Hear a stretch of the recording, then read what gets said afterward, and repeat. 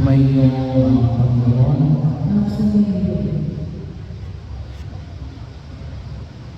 Ang aming Panginoon ay mahaba. Ang mga Ebanghelyo natin ay panahon ng Kwaresma ay mahaba. Pati na yung aming Ebanghelyo sa mahal na ay mahaba. Pero nawa ang Panginoon sa na pagbasa ng yung mula sa unang pagbasa hanggang sa Ebanghelyo natin ng tinutukoy walang ibang mabisa sa biyaya ng sakramento ng binyag na katulad ng lalaking bulag mula ng pinanganak ayaw yung mga bulag mula ayaw yung pinanganak muli gawa ng sakramento ng binyag ay nililiwanagan tayo ng liwanag na dulot ng ating Panginoon sa Kristo at nananatili sa atin ng Diyos sa pagpapain ng langis na tinanggap namin ng binyag katulad ng pagbubuhos kay David ng langis ni Samuel na narinig namin sa unang pagbasa. Kaya napakahalaga yung patuloy na pagsisimba kay Jesus. Kasi kinakailangan natin ma-maintain yung kaliwanagan na dulot ng ating Panginoon sa Kristo na huwag tayo manatili sa kadiliman o huwag tayo manatili mga bulag o nagbubulag-bulag. Kasi maraming nais na pagkamit sa atin ng buhay naman. Katulad ng halimbawa ng Ebanghelyo natin ngayon na tumutukoy sa tinatawag na araw ng pamamahinga. Kasi sabi ng mga iskriba, mga Pariseo, hindi galing sa Diyos yan. Kasi nagtrabaho sa araw ng pamamahinga. Napakaipit po ang mga ko sa araw ng pamamahinga. Kahit naman ba ngayon, kung kayo po ay nakapupunta sa Israel, lalo na sa Jerusalem, sa mga hotel, meron po sila kanilang mga hotel ay programa po. Pwede mo i-program kung kailan bukas, kung mamamalay ang ilaw. Kaya pwede mo i-program kung kailan mahulog sa ang aircon, anong temperature, at kung kailan mamamatay. Sabi mo ay ganito ba sa lahat? May sa Europe, sabi mo sa umaga. Kasi kasama mo ng mga parang. Sabi mo, hindi, dito lang yung sisi. Bakit? Kasi sa Israel, bawal bumindog. Halimbawa, na electrical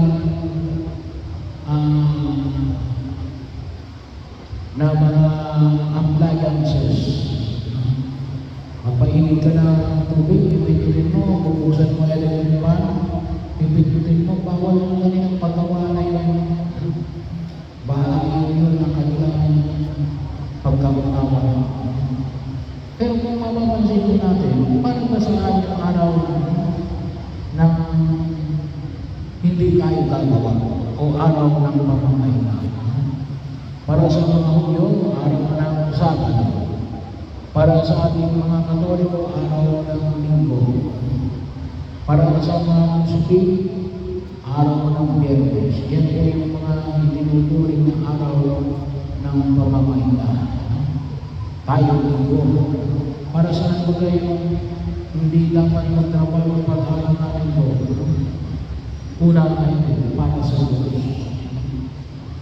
Yun ay inilalaan natin na para sa Diyos.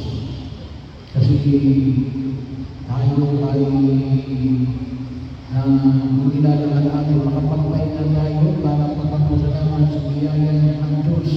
Kaya nga po sa Ebanghelyo, nakita natin na ito, mapulit ba itong bagamat pinagaling na Yesus, sinasabi ng mga Pariseo Eskrima na galing yan, hindi galing yan sa Diyos kasi kumuha sa iyo sa araw ng pagpapahinga.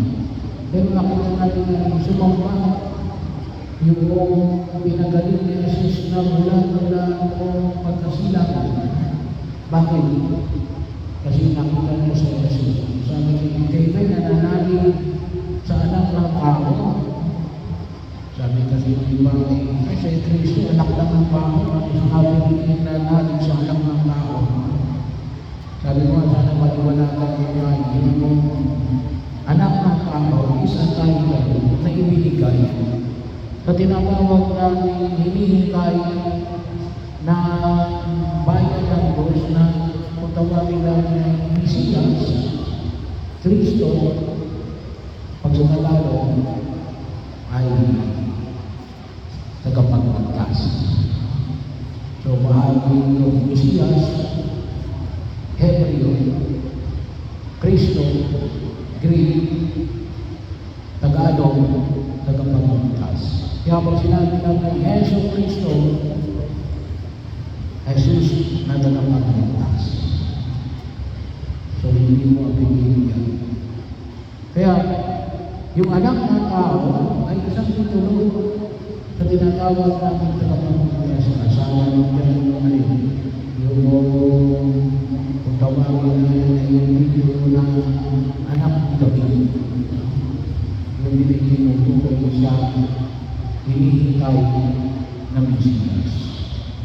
Pero bahagi na makikita natin sa mangkong parang sumagsampa yung araw ng pamamahinga. Kahapon o bago kami umagal sa Galana. Kasi nilider yung mga materialis para sa loob. Sabi nga, bahagi ng pagmamila at pagpapagsaw sa mga may alam tungkol sa construction ay magbubugbog na lang tayo ng yero. Gusto mo nga sana ay Islam concrete para sana makalagay pa na solar kaya lang mahal. Kaya sabi ko ay sa mga susunod na naman ng mga pari, nakahanda naman pwede naman kami Islam kung susunod na ito. Pero ngayon, yung gagawin lang namin kung ay yero. So, dinidibig kahapon yung mga materialis. At yung mga manggagawa, sabi niya, yung mother, gagawa ka rin bukas. Sabi ko, hindi pwede. Linggo. Iniaraw na para sa Diyos. Pero kung talaga nagpupulitin kayo, eh, sabi niya, hindi naman daw araw-araw ay meron silang buwang trabaho. Pero kung talaga nagpupulitin kayo, magsimba kayo ng unang umpisa. Kasi hindi naman pwede. Hindi naman tayo kasi hindi na mahugyo na talagang wala na gagawin sa araw ng pamamahinga. Kaysa naman ng inyong pamilya, walang makain. Pero, dapat magsimba mo pa kayong pag-araw ng pagkakas. So yan ba yung dahilan ng araw ng pagkakas? Hindi ko yung araw ng pamamahinga na hindi kayo magtrabaho. Para lang, hindi kayo magtrabaho. Yan ay nakalaan para sa Diyos. Pangalawa, para sa pamilya. Kasi pag-ibig sa Diyos at pag-ibig sa kapwa. Sino pinakamalapit na kapwa? Pamilya. Saan kayo hindi na makapagpapahinga? Sa mga tao hindi mo kakilala, hindi. Doon kayo hindi na makapagpapahinga. Kasama yung alin. Yung mga taong nagmamahal sa iyo at minamahal mo. At sino yung mga yun? Yung miyembro ng iyong pamilya. So, mayroon lang tayong limited time sa kasama ng ating pamilya. Sa mga magulang, makita mo natin, puro hanggang 22. O yung iba, 18 lang kasi yung iba nagkakalit sa ibang bala. Pero pag palagay natin 22, at least kapag yun ay natapos na ng koleyo, maghanap ng trabaho yun, malayo na yun sa inyo. Kaya, yung bawat linggo nawa ay huwag natin sayangin sa mga taong makakasama natin at doon tayo hindi ng mapagpapahinga. Bakit? Kasi yun ang mga taong minamahal natin at nagmamahal sa atin. Yun yung mga taong dahilan kung bakit tayo ay nagsusunikap na magtrabaho sa loob ng ating na araw.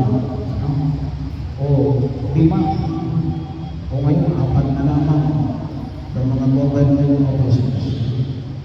Pero naman makita namin, marami pong bahagi ko na pumunta sa nais na tayo ay maliwanagan. Kaya ako minsan nasabi natin, bakit po tayo kumuha sa Jesus na putik? Bakit manihan ginawa ng lupa para ilagay yung putik sa magandang bulag ng pinanganak na bulag? Kasi kung minsan naman siya, hindi natin alam. Hinahin mo na Jesus, paano yung alala ko sa tao, ikaw ay bulag. Kasi alam niyo kung isa sa daigdig na ito, kahit may mga mata tayo, kung minsan nabubulagan tayo, o words, nagbubulag-bulagan. So kaya, kinikis-kis na Jesus yung putik na alin. Yan ay pinagaling mo para makita ng mga tunay na liwanag na dulo ng biyaya ng Diyos mula ng tayo ay binigyan. At nawang binigyan natin ang Panginoon, tunay na maliwanagan. Hayaan mo makita ko ang buhay sa daigdig na ito na mula at tunay na nakakita ng iyong liwanag.